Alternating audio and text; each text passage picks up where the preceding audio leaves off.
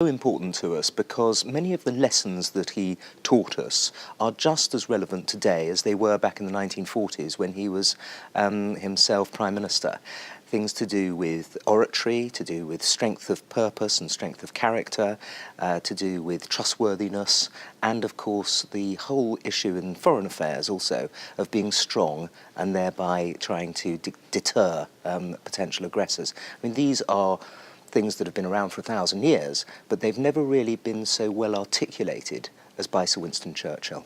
Churchill didn't go out of his way to become charismatic. I mean, he didn't use tricks of the trade to do that in the way that a lot of modern politicians try to do. For example, Barack Obama, who has lots of oratorical techniques that he tried. Instead, Winston Churchill had no spin doctors. He had no speech writers at all. Wrote all his own speeches, and yet, because of his self-education.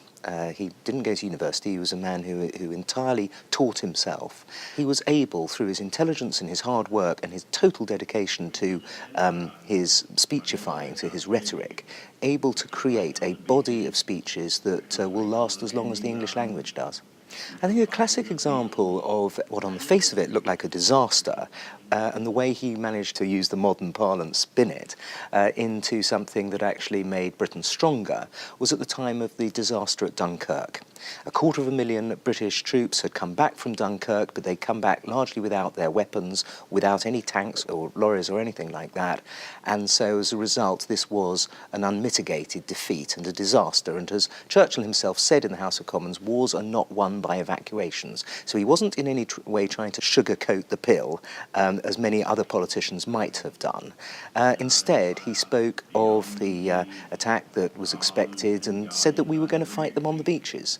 Now this, instead of demoralising the British people, instead inspired them, and some 500,000 people joined the Home Guard in order, literally, to fight them on the beaches. Lord Hailsham once told me that he believed that the only time that he ever saw the hand of God in history was when Winston Churchill became Prime Minister in May 1940. He said that the time and the man came together in a way that was quite literally miraculous. And I think that's right, really, because I don't know about whether the Almighty's hand was involved in it, but nonetheless, the real danger, the true peril of Britain being invaded was there. Had the Battle of Britain been lost, Hitler would have attempted an invasion of Britain. And yet, at the helm, at exactly the same time, Churchill became Prime Minister on the same day that Hitler unleashed his blitzkrieg in the West.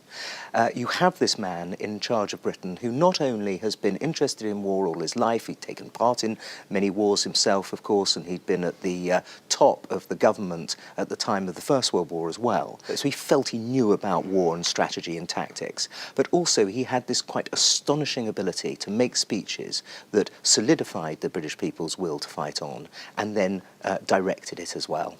I think the three classic Churchillian leadership messages really are tenacity, the first one.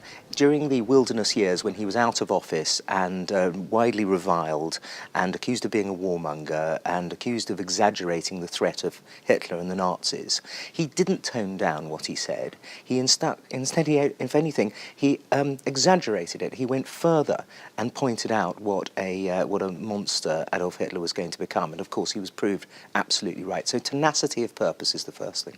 The second thing is what I'm speaking about today is oratory, is making sure you're good at public speaking. You can persuade people through the power of rhetoric, and that is something that can be learned. Churchill himself learned it. He wasn't a natural orator. He had to work very hard at it. In fact, he had a speech impediment that he had to overcome as well. And the third thing is judgment. He made terrible mistakes in his life, a series of awful mistakes, and Gallipoli being the classic example in the First World War. But he learnt from them, and his judgment grew and grew. And so when he became Prime Minister on the 10th of May 1940, he said that all my past life has been but a preparation for this hour and this trial. And in a sense, that's absolutely right. His life had been a preparation because he learnt from his mistakes. And I think those three things, tenacity, oratory, and the ability to learn from mistakes,